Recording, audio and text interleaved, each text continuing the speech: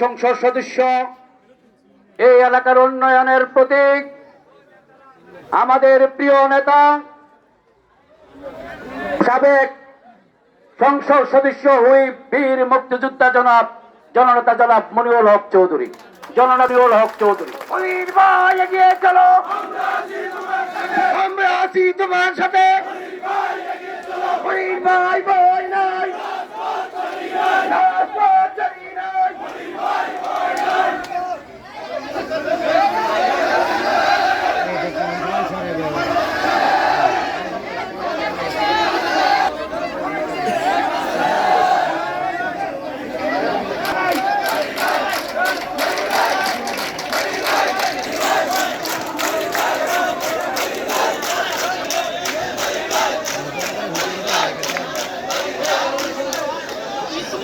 আসসালামু আলাইকুম।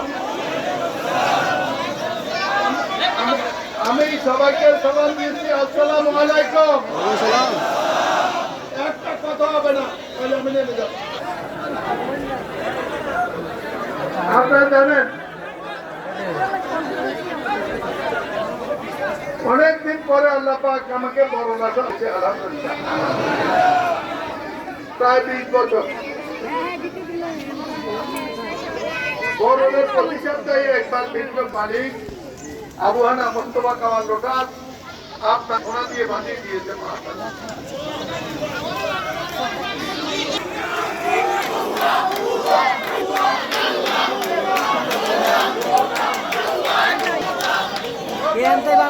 আপনি কোথায় আছেন জানেন?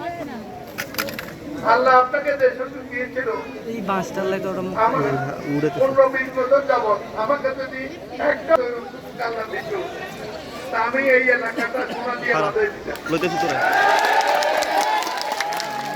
আমি যে রাস্তা করছি, রাস্তাটা তাই আছে, আওয়াজ করতেছে। আমি হাতত করে থেকে এসেছিলাম, আমার রোড বলে ডান দিকে ডান দিকে যাবো, এর মধ্যে দিয়ে একটা রাস্তা আছে, এটা দিয়ে আমি বড় এই রাস্তাটা প্রস্তুত করছি না, কোনদিন কাজ হয় এলাকার একজন লোক এসে আমাকে বললো তাই না, এই দিকটা যেতে পারবেন না। এমন খাওয়া খাইছে, মানুষ কিছু খাইলে হাড্ডি গুড্ডি রাখে, তাও রাখে না। এই বাংলাদেশ জাতীয়তাবাদী দল বিএনপি নির্যাতন মুখ করে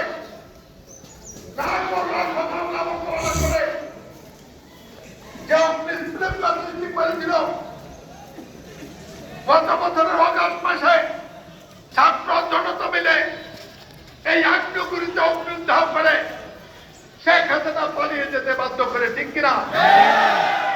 আজকে আর আওয়ামী লীগ দেশে নাই। বাংলাদেশ জাতীয়তাবাদী দল তার প্রতিপক্ষকে আজকে আমরা হলো জানি না।